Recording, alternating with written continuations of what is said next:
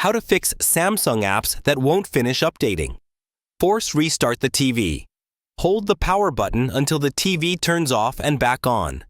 Reset Smart Hub. Home. Settings. Support. Device care. Self-diagnosis. Reset. Smart Hub. Enter 00 if it asks for a PIN.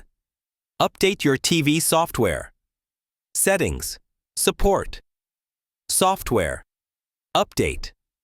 Update now. Retry the app update. Clear app. Cache. Home. Settings. Apps. Select the stuck app. Clear cache. Free storage space. Device care. Manage storage.